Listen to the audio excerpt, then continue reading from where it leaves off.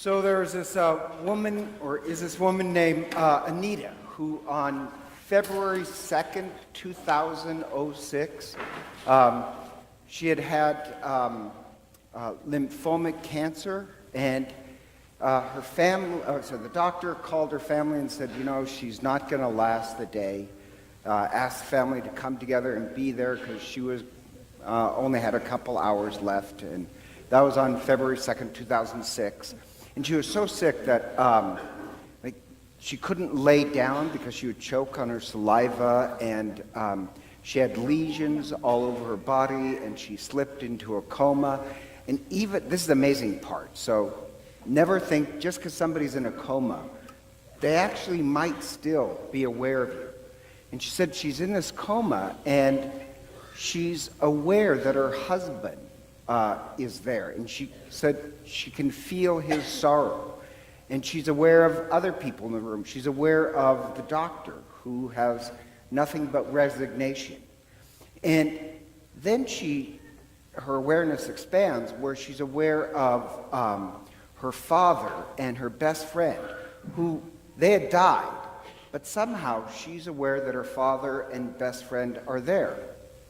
And her father tells her, gives her this insight on why she has cancer, and that he said, it's not your time. And he ends by saying, you've never been free to be yourself. Be yourself. And so the odd part is, even though she was supposed to die, she survives and spends 5 months in the hospital, but she's alive today and cancer-free. So it's this incredible miracle. But the real miracle for her was, she said, the awareness that her father gave her is that she spent most of her life just living in fear, half dead.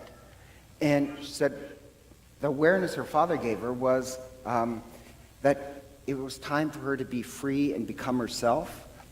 That, to her, is the great miracle, that she was able to kind of cut the ties of death and fear. And she said, and I like this, she had this line where she said, I always thought fear would keep me safe, but it doesn't. It keeps me dead. What keeps you safe is actually love, not fear. And so after that, she was kind of free to live in love and this miracle. She was cancer-free. And the odd part is that reminds me of the Lazarus story, not only because of the death to life theme, that Lazarus was dead, but Lazarus was tied to the grave, cut off from the community, tied up, and that was her story. And today the theme is actually Christ freeing us from the things that keep us bound and tied up to death. She was able to cut it. Lazarus was cut off from the community. He's in the grave, and Christ calls him out.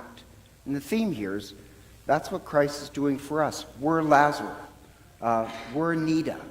That we have to cut the ties that keep us isolated and dead, living in fear. That's the theme of Lent. Before we celebrate the resurrection on this Sunday, we're supposed to look at the things that keep us half alive and half dead in the tomb, and hear Christ. The same way Christ called out to Lazarus, in the gospel, Christ is calling us out to this new life. And when Christ says to the crowd, do you notice Christ gets perturbed? He gets angry. He has a lot of emotions. One, he's brokenhearted, but he's also angry. Why is he angry? He's angry at the crowd that keeps the dead locked in their place. And he says, untie them. We're the crowd that's supposed to help free each other from the ties that keep us isolated and locked in the grave. Well, that's supposed to be our role. We also are supposed to hear Christ say that. So the whole theme is this idea of new life, that Christ is a resurrection. But before we celebrate Christ is the resurrection on Easter, we're the ones who have to look how we spend most of our life in the grave, half dead and half alive. And I love that. So I love even like the first reading is kind of the same thing. The first reading is the prophet. And the prophet, the prophecy is, when the Messiah comes, the Messiah is the resurrection. And he sees this valley of just bones. This is a great vision, so let me flesh it out for you. And that was a joke. The Christ is going to come and call these people that are just dead, their bones. And he's going to call them to new life and lead this group of people into the promised land. The fulfillment of that is us. Right now, we live our life half dead, and Christ is going to lead us into this whole new life. Christ can not only heal people, he actually leads us from death into a whole new life. That's what we're celebrating during Lent. And so I don't want you to think the point of this is about cancer and dying, because it means that. There's a lot of heroic people that they cut the bonds of death. That's what we're supposed to do. Another person, just another story, is this woman named Michelle, and I'm kind of amazed at her.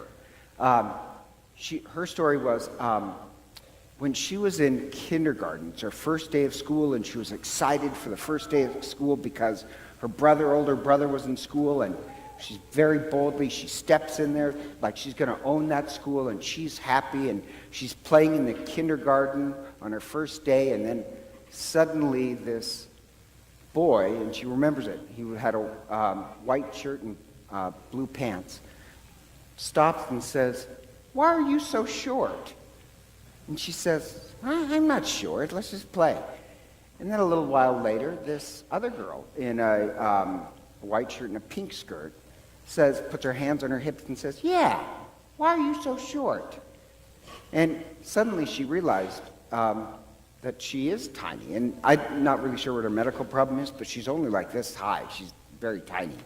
And she said after that, she said, "I always felt like I was on the outside of the circle, and everybody was always staring at me." And she said after that, for several years, really into high school, she really lived hiding away from the world.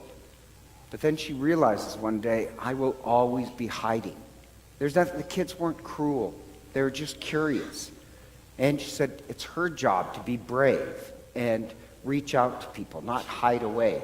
And she realizes, yes, she's very tiny, so she's got to achieve more. And her one way is going to be education. So she throws herself at school and graduates, gets an upper degree, but she also has to be more brave. Life just demands it. Otherwise, she'll be half dead. And this sounds strange, but her first job interview, the night before, a friend calls her and says, "Michelle, I got to tell you, I know this place, there are stairs." Well, she can't do stairs well.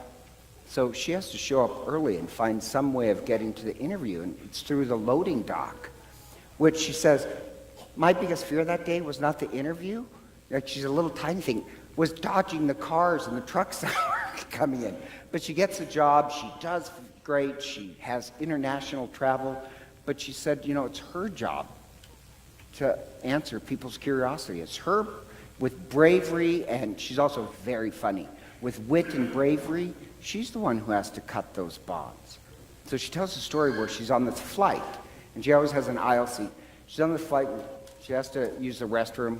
So she goes and she tells the steward, she says, I can't reach the lock to lock it, so would you mind guarding the door? Well, she's in there doing her business, and suddenly the door flies open. There's a guy standing there and shocked, and he shuts the door.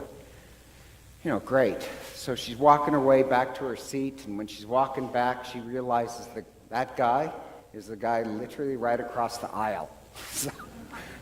So, she's the one who has to create community. So she walks up to him and she says, "Are you going to remember this as long as I am?" He says, "Yeah, probably." And with wit and humor, she actually turns the situation around and makes a friend. And what I like about her story is this. At one time, she was living in this grave of hiding away from the world.